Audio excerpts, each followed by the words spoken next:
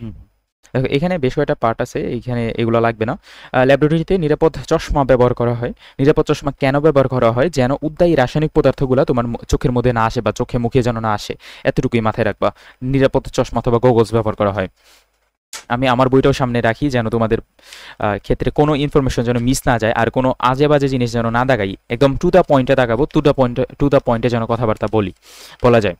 So এতটুকুই। তারপরে সামনে আসো যে পরিবেশ বান্ধব হ্যান্ড গ্লাভসে আসো। হ্যান্ড গ্লাভসটা তাহলে ব্যবহার করতে হবে ওই কারণে যেন আমার হাতের মধ্যে কোনো ধরনের ক্ষয়কারী পদার্থ না আসে। পরিবেশ বান্ধব কিছু মানে পরিবেশ বান্ধব কিছু আমাদের নাইট্রাইল গ্লাভস বা নাইট্রাইল রাবার গ্লাভস আছে, নাইট্রাইল গ্লাভস রাবার গ্লাভস ব্যবহার করতে হবে পরিবেশ বান্ধব, যেন পরিবেশের ক্ষতি না করে বা পরিবেশের যেন কোনো রকম কোনো সমস্যা না হয়। তারপরে আসো নাইট্রাইল গ্লাভসের পার্টে। নাইট্রাইল গ্লাভসের মধ্যে দেখাবো যে ল্যাবরেটরিতে প্রধানত নাইট্রাইল গ্লাভস ব্যবহার করা হয়, এই লাইনটা মোস্ট ইম্পর্টেন্ট। তারপর নাইট্রাইল গ্লাভসটা কোনো প্রোটিন উপাদান থাকে না, যার কারণে এতে কোনো অ্যালার্জি সৃষ্টি হয় না। জিটেক্স গ্লাভসের মধ্যে আছো, জিটেক্স গ্লাভস হচ্ছে তোমার তাপরোধক অ্যাসবেস্টস গ্লাভসের বিকল্প রূপে ব্যবহার করা হয়, এত খুব ইম্পর্টেন্টলি ভালো মতো তাকাবা। তারপর জিটেক্স গ্লাভস হচ্ছে ফাইবার গ্লাস দ্বারা গঠিত উইল লাইং বা নাইট্রাইল আবরণযুক্ত আরামদায়ক গ্লাস, এতটুকু পড়লেও যা কথা, না পড়লেও একই কথা। ল্যাটেক্স গ্লাভসের পার্ট আসলে ল্যাটেক্স গ্লাভস থেকে আমাদের মোটামুটি ওরকম কিছু নাই, তারপরেও পড়তে পারো যে সংক্রামক পদার্থের বিরুদ্ধে প্রতিরোধ ব্যবস্থা গড়ে তোলে, এতটুকু পারলে পড়ো। পিভিসি গ্লাভস বা নাইট্রাইল গ্লাভস এগুলো লাগবে না। নিউপ্রিন গ্লাভসের সংকেত একটু পড়তে পারো। নিউপ্রিন গ্লাভসের সংকেত হচ্ছে পলিক্লোরোপিন দিয়ে তৈরি করা হয় বা নিউপ্রিন রাবার দিয়ে তৈরি করা হয়। জাস্ট এতটুকু তোমার যদি মাথায় থাকে তাহলেই হবে ভাইয়া। তারপর আমরা সামনে আসি, প্রাকৃতিক রাবার গ্লাভসের মধ্যে আর কিছু নাই। এখন ল্যাবরেটরিতে তুমি কি করবা? তোমার ল্যাবরেটরি থেকে চুল খোলা থাকলে কি ভালো হবে? অথবা তুমি এমন একটা জুতা পরছো যে জুতাটা মানে আটসাট বা খুলে যাইতে পারে, এরকম তো করা যাবে না। চুলও বাঁধানো রাখতে হবে এবং আমাদের কোনো রকমের স্যান্ডেল পরা যাবে না। এমন একটা জুতা পরতে হবে যেন জুতা পা থেকে না খুলে যায়, এরকম এমসিকিউতে বইতেও আছে। তারপরে এখানে বইতে লেখা আছে, দেখো পায়ে জুতা পরতে হবে এবং স্যান্ডেল নয়, এবং লম্বা চুল বেঁধে রাখতে হবে অথবা মাথায় ক্যাপ পরতে হবে, এই দুইটা কথা খেয়াল ইম্পর্টেন্ট। তারপর আমরা সামনের দিকে আসি। সামনে 2-3 পেজ উল্টাও, 2-3 পেজ উল্টায় ল্যাবরেটরিতে কেমনে কি করবো জ্ঞান অর্জনের জন্য এগুলো পড়া লাগবে না ভাইয়া। সামনের দিকে আসি। সামনের দিকে এখানে একটা কথা বাবা, যে ল্যাবরেটরিতে যে কাজ সামগ্রীগুলো ইউজ করা হয়, কাজ সামগ্রীগুলো কিছু কিছু কাজ আছে দেখবা যে খুবই হালকা, কিছু কিছু কাজ আছে খুবই হচ্ছে একদম শক্তপোক্ত কাজ। ওইটা দিয়ে একদম তীব্র এসিড যদি ঢালো তারপরে ওই কাজের কিছুই হয় না, ওই ধরনের কাজকে বলে শক্ত কাজ। এখন দুই ধরনের তাহলে কাজ পাইলাম। দুই ধরনের কাজের মধ্যে প্রথম কাজটা হবে সফট ক্লাস। সফট ক্লাস দিয়ে কী কী বানানো হয় ওইটা পড়বা, অথবা শক্ত কাজ দিয়ে কী কী বানানো হয় ওইটা পড়বা, যে কোনো একটা পড়বা। আমি দেখো শক্ত কাজ দিয়ে কী কী বানানো হয় ওইটাগুলো বলি। শক্ত কাজের আরেক নাম হচ্ছে পাইরেক্স গ্লাস বা শক্ত বা পটাশ গ্লাস। পটাশ গ্লাস দিয়ে বানানো হয় টেস্ট টিউব, বিকার উন্নত মানের, রিয়েজেন্ট বোতল, তারপরে burette, pipette, measuring cylinder, measuring flask, ম্যাক্সিমামই এইখানে শক্ত কাজ দিয়ে বানানো হয়। তারপর সামনে আসো পাইরেক্স গ্লাসের সংকেত কি? পাইরেক্স গ্লাসের সংকেত হচ্ছে জিঙ্ক অক্সাইড এবং বেরিয়াম বোরোসিলিকেটের মিশ্রণ। এবং সফট গ্লাস হচ্ছে, সফট গ্লাসের মেইনলি সংকেত, এটা আমাদের কেমিস্ট্রি সেকেন্ড পেপার চ্যাপ্টার 5-এ আছে। সফট গ্লাসের যে সংকেত ওটার মধ্যে থাকতেছে হবে সোডিয়াম থাকবে, ক্যালসিয়াম থাকবে এবং সিলিকা থাকবে, এরকম সোডিয়াম, ক্যালসিয়াম, সিলিকেট, এই তিনটা জিনিসের মিশ্রণ থাকবে সফট গ্লাসের সংকেতের মধ্যে। তাছাড়া পাইরেক্স গ্লাস দিচ্ছে, পাইরেক্স গ্লাসের মধ্যে দেখবে এই যে পটাশিয়াম আছে, পটাশিয়াম থাকবে, বেরিয়াম থাকবে, পটাশিয়াম থাকবে পাইরেক্স গ্লাস। পটাশ গ্লাসের মধ্যেও পটাশিয়াম থাকবে। সো এই কয়টা সংকেতগুলা একটু জাস্ট তোমার চোখ বুলাবা বা দেখবা যে এইটা কিরকম। আচ্ছা, তারপর আমরা সামনের দিকে আসি। তাহলে এতটুকু পর্যন্ত যতটুকু পড়ালাম ততটুকু ক্লিয়ার। ল্যাবরেটরিতে যন্ত্রপাতি নিরাপদ সামগ্রী পরিষ্কার করার কৌশল একদম ইজি। জাস্ট 3টা পয়েন্ট আছে, 3টা পয়েন্ট পড়বো। তার আগে মোস্ট ইম্পর্টেন্ট পয়েন্ট, যে ল্যাবরেটরিতে তোমার যদি কোনো কাজ সামগ্রী পরিষ্কার করতে হয় তাহলে ভাইয়া কি ইউজ করবা? ক্রোমিক অ্যাসিড মিশ্রণ ইউজ করবা, এতটুকু মাথায় রাখতে হবে। কি ইউজ করবো? ক্রোমিক অ্যাসিড মিশ্রণ। ক্রোমিক অ্যাসিড মিশ্রণের সংকেত কি? K2Cr2O7 প্লাস গাঢ় H2SO4 এর মিশ্রণকে বলা হয় ক্রোমিক অ্যাসিডের মিশ্রণ। এতটুকু জাস্ট তোমার মাথায় থাকতে হবে। তাছাড়া আর কি কি ব্যবহার করা যায়? সোডিয়াম কার্বনেট, ডিটারজেন্ট ডেকন 90 এবং ক্রোমিক অ্যাসিড মিশ্রণ। মেইনলি ক্রোমিক অ্যাসিড মিশ্রণ ইউজ করতে হবে, এটা স্টার। আর সোডিয়াম বাইকার্বনেটের ইম্পর্টেন্স হচ্ছে এটা 10% ইউজ করতে হয়। Sodium bicarbonate 10% sodium bicarbonate use করলে তুমি এটা ভালো ফলাফল পাবা। তারপরে ডিটারজেন্ট ডেকন 90 এই পার্টে আসি। ডিটারজেন্ট ডেকন 90-র মধ্যে এটা বায়োডিগ্রেডেবল এবং ফসফেট মুক্ত, এই দুইটা কথা আমাদের খেয়াল করতে হবে। তাহলে আশা করি এতটুকু পারবা।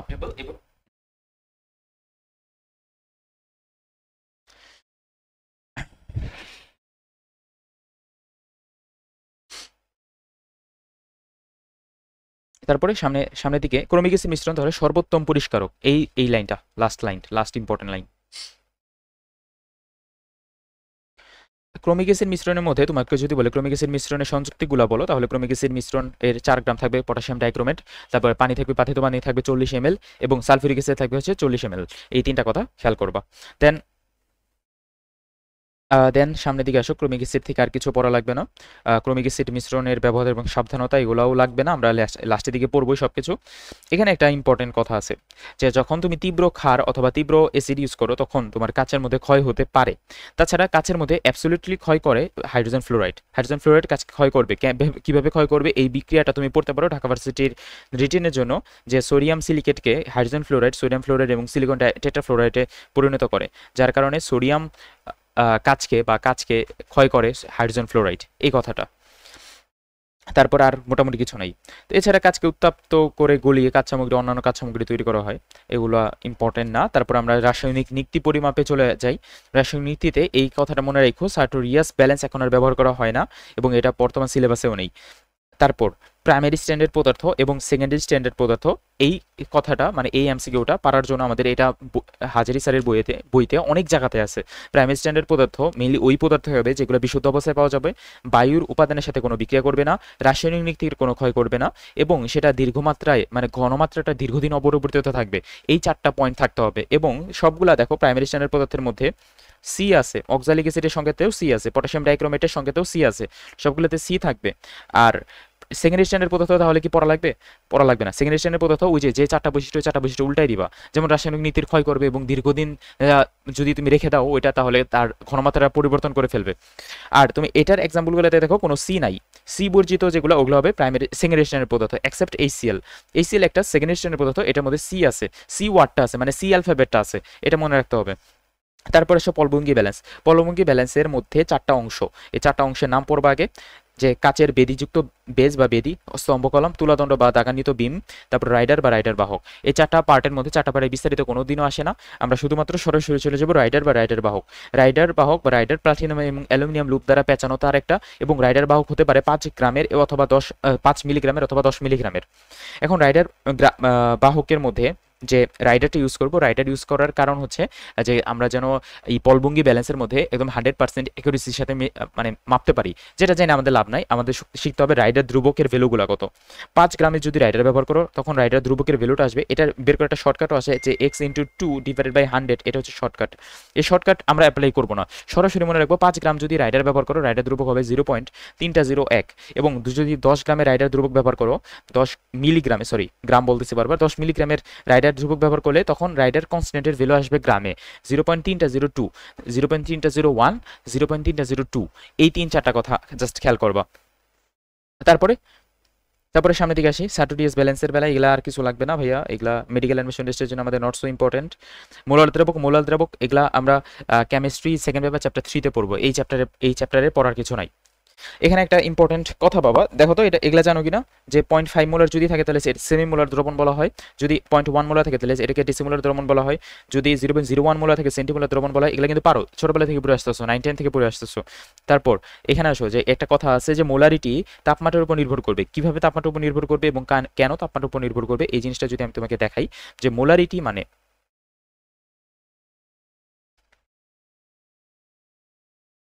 মোলারিটি ইকুয়াল টু হচ্ছে মোল পার লিটার বা মোল বাই লিটার বা এরকম ভাবে মোল পার লিটার।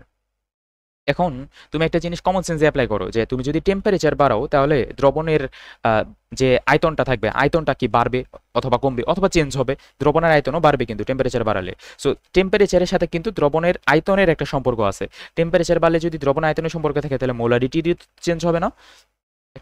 অবশ্যই চেঞ্জ হবে। তার মানে মোলারিটি দ্রবণের তাপমাত্রার উপর নির্ভর করবে। কিন্তু তোমার যদি এরকম থাকে মোল পার কেজি বা 1 কেজি এরকম যদি থাকে তখন কিন্তু তাপমাত্রার উপর আবার নির্ভর করবে না, সেটা আমরা চ্যাপ্টার 3-তে পড়বো, কেমিস্ট্রি সেকেন্ড পেপার চ্যাপ্টার 3-তে নরমালিটি, মোলালিটি ওই পার্টে।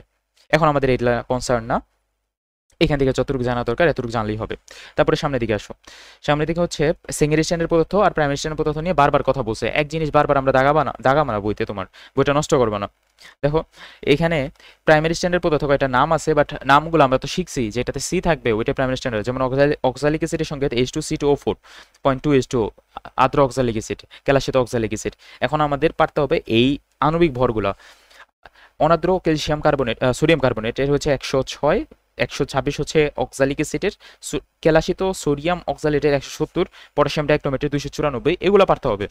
তারপর অস্টিক সোডা যেটা 40 এবং হাইড্রোক্লোরিক অ্যাসিড 36.5, এটা সবাই জানো। পারমাণু হচ্ছে এটা পটাশিয়াম পারম্যাঙ্গানেট আর পটাশিয়াম ডাইক্রোমেট এই দুইটা পারমাণু, এটা 294, এটা হচ্ছে 158। এই দুইটা মোস্ট ইম্পর্টেন্টলি তোমার একটু ভাই মুখস্থ করতে হবে। তাহলে এতক্ষণ ধরে যা যা বললাম জাস্ট এমসিকিউ এর জন্যই, মোটামুটি কিন্তু অনেক অনেক কিছুই পড়া হয় নাই, সামনে অনেক কিছু বাকি আছে, আমরা সামনের দিকে আগাই।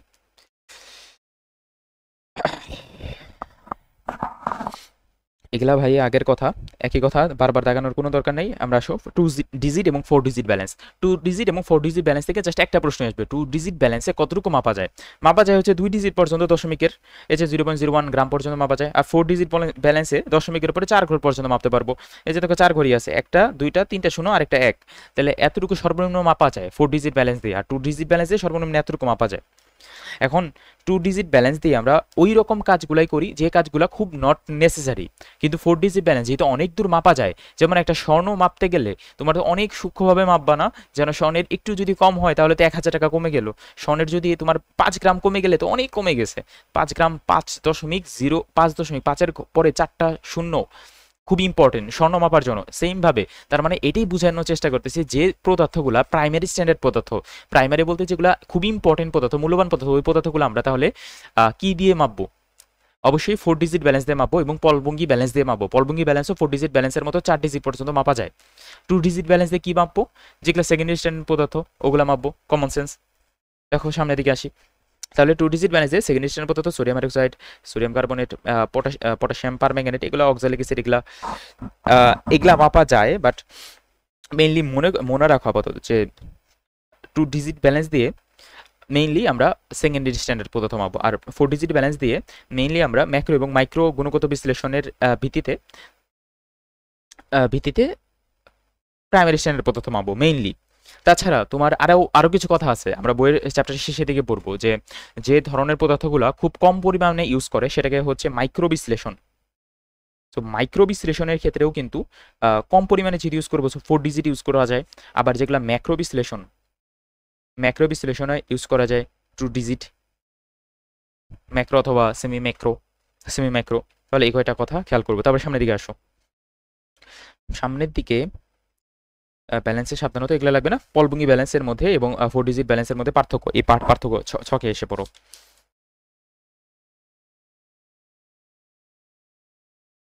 ছকে সবকিছু লাগবে না, একটা হচ্ছে হাতে চালিত, এটা একটু মাথায় রাখবা জাস্ট, মানে পলবঙ্গি ব্যালেন্স। একটা হচ্ছে ম্যানুয়াল বা হাতে চালিত, আরেকটা হইতেছে স্ক্রিনে নির্দেশিত বৈদ্যুতিক যন্ত্রপাতিতে। তাহলে যেটা হাতে চালিত ওইটাতে তো ত্রুটি হওয়ার সম্ভাবনা আছে, অবশ্যই আছে। তাহলে মানে পলবঙ্গি ব্যালেন্সে ত্রুটি হওয়ার সম্ভাবনা আছে, ব্যক্তিগত ভুল হতে পারে, বাট যে ডিজিটাল ব্যালেন্স ওটাতে ব্যক্তিগত ভুল প্রযোজ্য নয়। এই দুটা কথা। তারপর আমরা সামনের দিকে আগাই, সামনের দিকে মোটামুটি কিছু নাই, সামনের দিকে এগুলো লাগবে না, এগুলো আমরা পরে পড়বো। পরে কয়েকটা যন্ত্রপাতি সম্পর্কিত শিখি, মেডিকেল অ্যাডমিশন টেস্টে হুবহুগুলা তুলে দেয়, ওইভাবে আমরা শেখার চেষ্টা করব। আয়তনিক বিশ্লেষণে ব্যবহৃত কিছু যন্ত্রপাতি প্রথমে মেজারিং সিলিন্ডার বা মেজারিং ফ্লাক্স। ওই যন্ত্রটা কি, যন্ত্রতে সর্বনিম্ন কতটুকু মাপা যায় এবং যন্ত্রের কাজটা কি, 3টা পয়েন্ট খালি খেয়াল করবা। ব্যবহার হচ্ছে গাঢ় অ্যাসিড এবং গাঢ় পানির পরিমাপ নির্ণয় করার জন্য, এবং এটা দিয়ে সর্বনিম্ন 1 ml তরল মাপা যায়। আর এটা সবসময় সবগুলা যন্ত্রের ক্ষেত্রে লোয়ার মিনিসকাসে হিসাব করতে হয়। তারপর আসে আয়তনিক ফ্লাক্স বা মেজারিং ফ্লাক্স।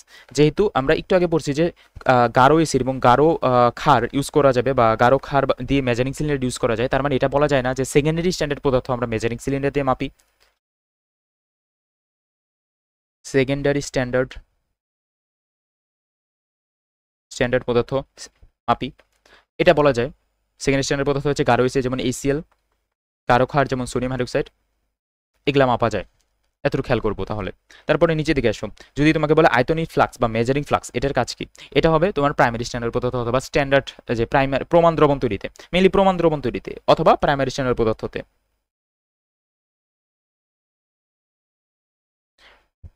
অনেক আয়তনের আছে যেহেতু, যার কারণে এটা লাগবে না। এখানে খালি এই কথাটা মাথায় রাখবা, প্রমাণ দ্রবণ তৈরিতে ব্যবহার করা হয় কি মেজারিং ফ্লাক্স। মেজারিং ফ্লাক্স দেখো নাম, মেজারিং ওয়ার্ডের বাংলা নাম তো আয়তনিক, একই কথাই তো, মেজারিং ফ্লাক্স বা আয়তনিক ফ্লাক্স একই কথা। তারপরে সামনের দিকে আসি, বুরেটের মধ্যে বুরেটের সংজ্ঞাটা আগে পড়তে হবে। দেখো যে বুরেট হলো দাগান্বিত সমান ব্যাস বিশিষ্ট মোটা কাঁচনল দ্বারা তৈরি এক ধরনের একটি যন্ত্র। বুরেট দিয়ে সর্বনিম্ন 0.1 ml অথবা 0.1 cc মাপা যায়। বুরেটের ব্যবহার কি? টাইট্রেশনে ব্যবহার করা যায়। টাইট্রেশনে জানা এবং অজানা দ্রবণে ঘনমাত্রার মধ্যে একটা ফানেলের মাধ্যমে নিয়ে বুরেটের মাধ্যমে নিয়ে একটা কাজ করে। সোজা কথা টাইট্রেশনে ব্যবহার করা হয় বুরেট, এতটুকুই, আর কিছু না। তারপর পিপেটে, পিপেটের মধ্যে পিপেটেরও সংজ্ঞাটা পড়বা। পিপেট দুই প্রকার হয়, একটা সাধারণ পিপেট, দাগান্বিত পিপেট। পিপেটের সংজ্ঞাটা এখানে দেওয়া নাই, আচ্ছা দরকার নেই। পিপেটটা মেইনলি 0.5 ml থেকে 50 ml পর্যন্ত হতে পারে। পিপেটের কাজ কি? কাজটা মোস্ট ইম্পর্টেন্ট, যে একটা নির্দিষ্ট আয়তনের দ্রবণ এক পাত্র থেকে অন্য পাত্রে স্থানান্তর করার জন্য, আর এটাও টাইট্রেশনে ব্যবহার করা হয়। তারপর আমরা সামনের দিকে যাই। বিকার, বিকার হচ্ছে ল্যাবরেটরিতে সাধারণত পাইরেক্স গ্লাসের তৈরি চ্যাপ্টা তল বিশিষ্ট সিলিন্ডারকে বলা হয় বিকার। এতটুকু শিখবা। বিকারের কাজ কি? বিকারের কাজ হচ্ছে তরল পদার্থ ঢেলে নেওয়া, বুরেটের সাহায্যে স্থানান্তর করা এবং দ্রবণ বা তরল পদার্থের বুনসেন বার্নারে উত্তপ্ত করার কাজ হচ্ছে বিকার। বিকারের মধ্যে নর্মালি একটা বিকারের কাজ হচ্ছে একটা দ্রবণ বুরেট পিপেট কি বলে বুরেটের মধ্যে স্থানান্তর করে দেওয়া, এটাই হচ্ছে বিকারের কাজ। খুব ইম্পর্টেন্ট না, আহামরি পড়তে যে হবে এরকম না। তারপরে আসে কনিক্যাল ফ্লাক্সে। কনিক্যাল ফ্লাক্সের আরেক নাম হচ্ছে টাইট্রেশন ফ্লাক্স, এরকম একটা কথা আছে, টাইট্রেশন ফ্লাক্স।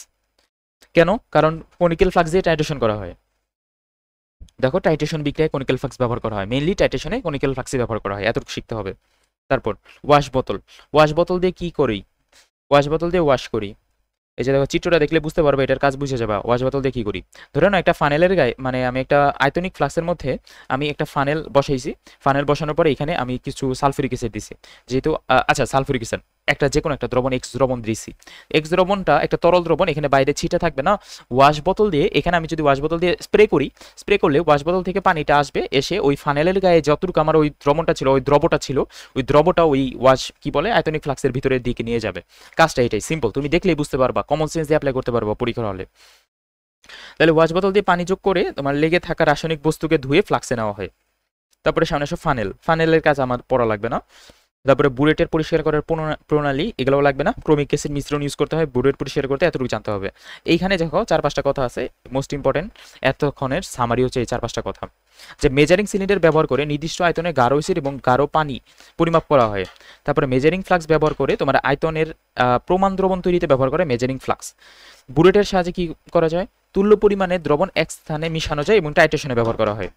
আর পিপেট ব্যবহার করে আয়তনের কোনো একটা বস্তুকে দ্রবণের এক স্থান থেকে অন্য স্থানে স্থানান্তর করা হয় পিপেট ব্যবহার করে। তাহলে পিপেটের কাজ, বুলেটের কাজ, কনিক্যাল ফ্লাক্সের কাজ, এগুলা খুব ভালো মতো সেখান থেকে শিখতে হবে। তারপরে বুনসেন বার্নার বা স্পিরিট ল্যাম্প, এই পার্টে আসি। বুনসেন বার্নারের মধ্যে জাস্ট একটা কথাই মাথায় রাখবা, বুনসেন বার্নারে অন্তস্থ নীল বিজারণ মণ্ডল এবং বহিস্থ নীল অনুজ্জ্বল জারণ মণ্ডল পাওয়া যাবে। বুনসেন বার্নারে অন্তস্থ বিজারণ মণ্ডল এবং বহিস্থ জারণ মণ্ডলের মধ্যে সব থেকে বেশি টেম্পারেচার থাকে কোথায়? এখানে একটা এমসিকিউ আছে, দাঁড়াও।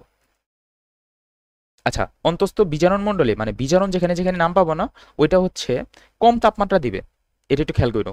আর জারণ মণ্ডল যেখানে, ওইটা বেশি তাপমাত্রা দিবে। এই দুইটা পয়েন্ট জাস্ট। তারপর বুনসেন বার্নারের সর্বোচ্চ টেম্পারেচার হচ্ছে এই উপরের জারণ মণ্ডল 1570°C। তারপর ভাইয়া এদিকে আসি আমরা, বুনসেন বার্নারে 1570°C সর্বোচ্চ টেম্পারেচার। তারপরে আসো স্পিরিট ল্যাম্প। স্পিরিট ল্যাম্পের মধ্যে জ্বালানি হিসেবে কি ব্যবহার করা হয়? জ্বালানি হিসেবে ব্যবহার করা হয় মেথিলেটেড স্পিরিট, জ্বালানি হিসেবে ব্যবহার করা হয়। মেথিলেটেড স্পিরিট হলো 95% রেক্টিফাইড স্পিরিট। রেক্টিফাইড স্পিরিটের আবার সংকেতও আছে, এটা 95.6% ইথানল এবং 4.4% হচ্ছে পানি, প্লাস 5% যদি মিথানল অ্যাড করো তাহলে হয়ে গেল মিথাইলেটেড স্পিরিট। ল্যাবরেটরিতে অল্প তাপের জন্য ব্যবহার করা হয় কি? Spirit lamp. এই কয়টা কথা আমাদের খেয়াল করতে হবে বা পারতে হবে। আর কোনো কোয়েশ্চেন থাকলে বইলো, সমস্যা নাই। আমি তোমাদের দেখতেছি, কারা কারা দেখতেছো সবাই গিয়ে দেখতেছি, কোনো সমস্যা নেই। তারপর ল্যাবরেটরিতে যন্ত্রপাতি তাপ দেওয়ার কৌশলের পার্টে আসি। ল্যাবরেটরিতে টেস্ট টিউব যখন তাপ দিবা, তাপ দেওয়ার সময় এরকম একটা 45° অ্যাঙ্গেল তৈরি করতে হবে। এই এমসিকিউটা লাগবে, 45° কোণ তৈরি করতে হবে। তারপর কনিক্যাল ফ্লাক্সে তাপ দেওয়ার কৌশল কি? কনিক্যাল ফ্লাক্স আর যে বিকার, এই দুইটা তাপ দেওয়ার কৌশল প্রায় সিমিলার। এখানে একটা অ্যাসবেস্টসের একটা ত্রিপডি স্ট্যান্ডের উপরে অ্যাসবেস্টস ম্যাগনেসিয়াম সিলিকেটের একটা জটিল দ্রবণ, যেটার পেস্টের উপরে তার জ্বালিয়ে দিয়ে এটার উপরে বিকার কনিক্যাল ফ্লাক্স ধীরে ধীরে তাপ দিয়ে বুনসেন বার্নারে তাপ দিতে হবে। এই কয়টা কথা খেয়াল করতে হবে। তারপর ভিতরে আর কোনোটা তাপ দেওয়ার কৌশল আমাদের ইম্পর্টেন্ট না খুব একটা।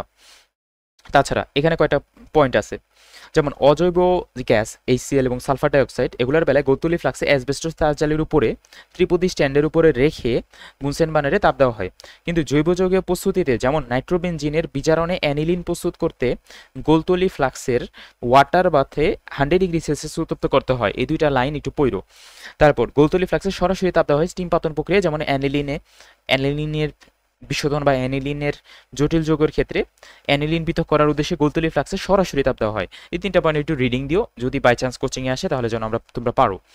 তারপরে আমি সামনে আসি, পোর্সিলিন বাটি উত্তপ্তকরণ। পোর্সিলিন বাটি উত্তপ্ত করব, তার আগে এমসিকিউটা হচ্ছে এটাই যে পোর্সিলিন বাটিতে কি উত্তপ্ত করব। উত্তপ্ত করব হচ্ছে রাজম্ল বা অ্যাকোয়ারেজিয়া। অ্যাকোয়ারেজিয়ার সংকেত কি? 1 মোল অফ নাইট্রিক অ্যাসিড এবং 3 মোল অফ HCl। এটা মনে থাকে না অনেকের, মনে রাখার টেকনিক বলতেছি। দেখো, নাইট্রিক অ্যাসিড মনে থাকে HNO3 এবং HClও মনে থাকে সবার, কিন্তু কোনটা কত অনুপাতে থাকে এটা মনে থাকে না। রাজঅম্লের সংকেত কিভাবে মনে রাখবো?